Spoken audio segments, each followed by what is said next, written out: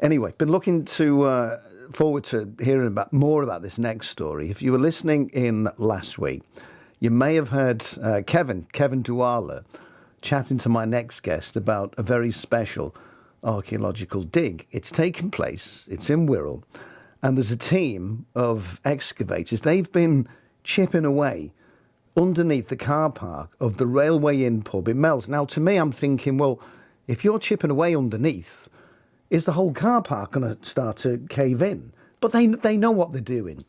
It's long been believed that a Viking boat is buried beneath the site after remains were allegedly unearthed by workmen back in 1938. Now, there's a story in itself.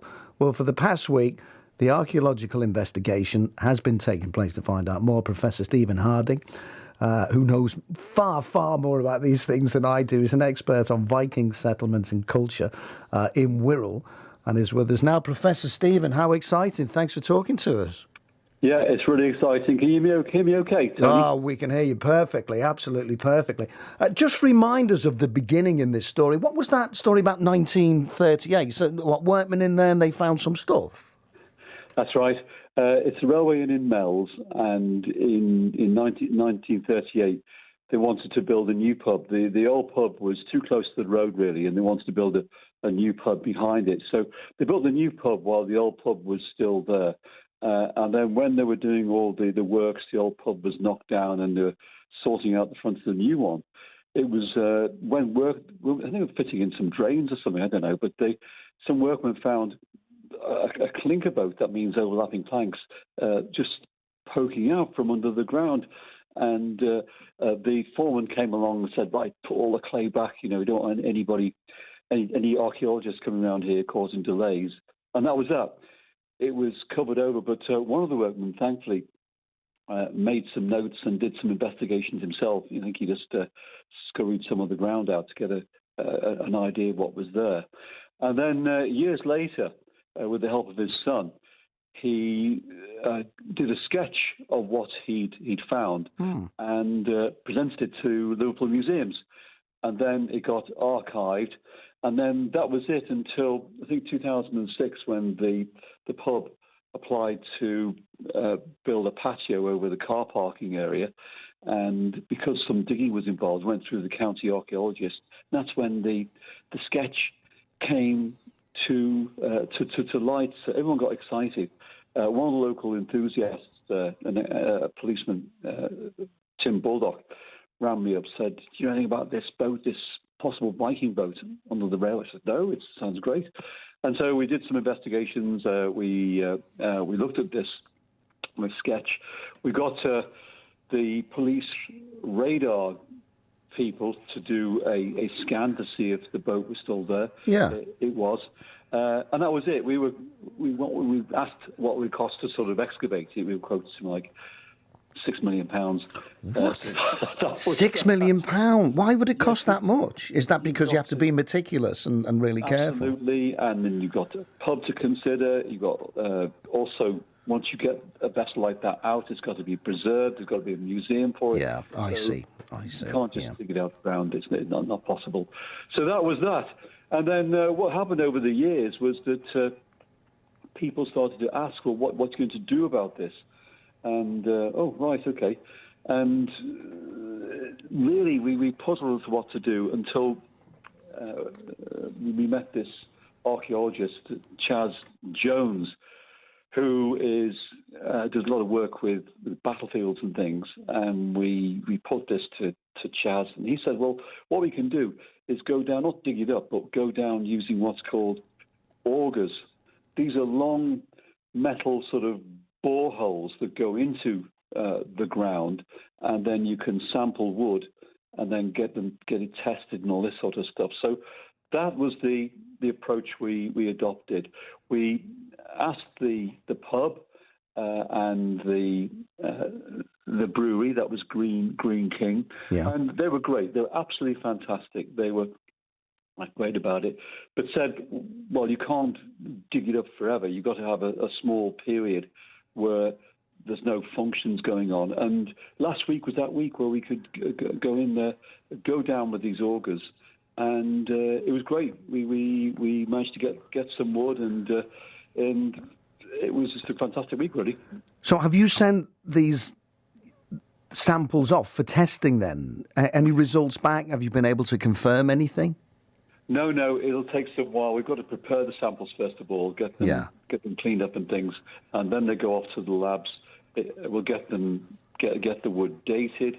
We'll get the wood assessed in terms of the state of degradation, and we will try and assess the type of wood and where it might have come from.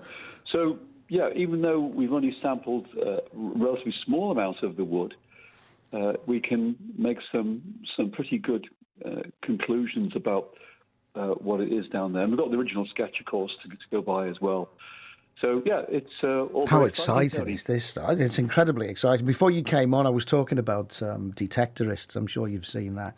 And, where they're constantly searching for this ship, almost like a Viking ship. And they drew the conclusion that they used to drag the ship for some kind of ceremony. They would drag it from the water, up to the highest point, and that's where it ended up, at this highest point. Is that what happened with this ship, or was where the ship is at the moment? Was that water at the time? What's the story behind that? How did it end up where it is? Well, this is the puzzle, because it's quite a bit inland. It's buried under blue clay, water blue clay, which normally is a very good preservative. Although what we found is, I think maybe the exposure in 1938 maybe sort of destroyed that a bit, and bugs got in and ate away at least part of the boat. So the part of the boat we've managed to get to seems to be quite degraded, really. But there's still enough wood there to do sampling. So we've no idea how it got there, whether there was a channel that was there in ancient times, or whether it was deliberately put there. We just don't know, Tony. But it's intriguing, and its clinker build is consistent with an old Viking boat. But we won't know that until we've done the dating, if it definitely does come from that period. Yeah, and of course, the more you dig, the more you find out, the more samples you take. You might answer one question that you've wanted the answer to, but it might throw up another 10 questions, and that's the addictiveness of what you do, I think, isn't it? Indeed, absolutely, and it wasn't easy to get to. I mean, it was right in front of the pub entrance. I've said this before. It's almost like IKEA came and you weren't in, so we left the boat under the patio. And it sounds every archaeologist's dream to have a boat right next to a pub, but it has caused difficulties because all the supplies, electricity, water, drains and things. Then we went down, we found these flipping big concrete slabs about 1 metre down, so we could only get to a limited part of the boat, but we still did it. So yeah, there's still... we could go back to the pub and ask them if you could try and get to the rest. And there is a cellar which we could possibly get to the rest of the boat too. But let's see what answers we get back first from the laboratory. See, it could work out into. I understand it from the pub's point of view because they're a business and they're being very accommodating. But I'm sure that it'll get to a point where they say, well, actually we can't do that anymore. But on the other side of it is, hang on a minute, this could be a massive, massive attraction for the area, and it's right next to my pub. And I'm not saying you could dig it up or whatever, but there could be something there that could be a benefit to both. Absolutely, and I was brought up as a youngster around there. We in Lingham and Morton, we used to play in the clay pits and clay quarries, get chased as well. But we had no idea on the significance of this thing.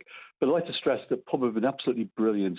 Lisa Jones, the landlady, she's been really enthusiastic, and we couldn't have asked for better, really. They've been fantastic, and hopefully that will lead to increased sales, for them as interest. Yeah. And during the week, actually, we had a lot of interest from customers who would come along and ask us what we were doing, ask us about the boat. We had an information desk. It was done with the local amateur archaeological group called Wirral Archaeology, and they had a big display there. So, yeah, it was just a fantastic week, Tony. It really was. Exciting times. As we're talking, Professor, I've got in my mind Ralph Fiennes in The Dig.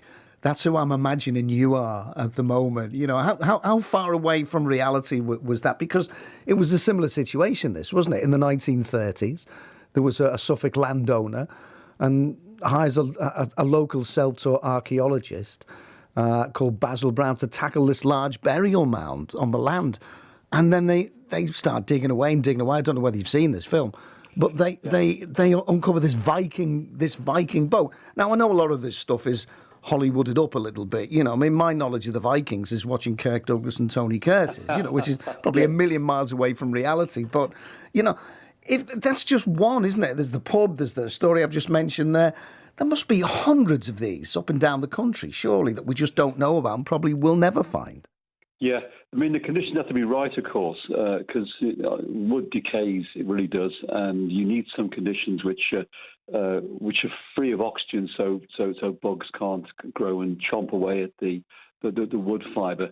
And, you know, the big archaeological Viking ships found in Norway, the Gokstad and Osberg, they were buried in the same sort of blue clay material, which is ideal, as is our Meols boat. I mean, some of these cases, like the Sutton Hoo ship, they excavated, and the ship had all gone, but the impression of the ship in the sand was still there, and all the rivets and things.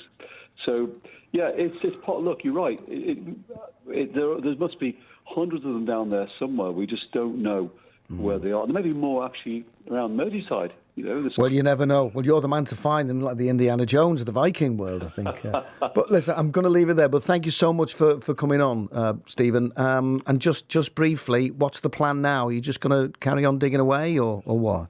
Well, we've stopped that. That finished on Saturday. We're going to get the wood fully tested. It'll take 2 or 3 months. So maybe come May, June, we could come back and talk about the results. Oh, please do. Well, I tell you what, why don't we come out and see you? I'd love to come out and have a nosy down there. A, it gets me out of work, and B, I'm doing a job for work, so it ticks all the boxes.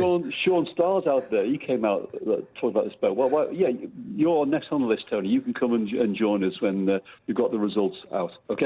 Problem is, if you send Sean and it's next to a pub, you know what could possibly go wrong. Good to talk to you. Thank you so much. Brilliant. Made up. It's going really well. Take care. Cheers, Tony.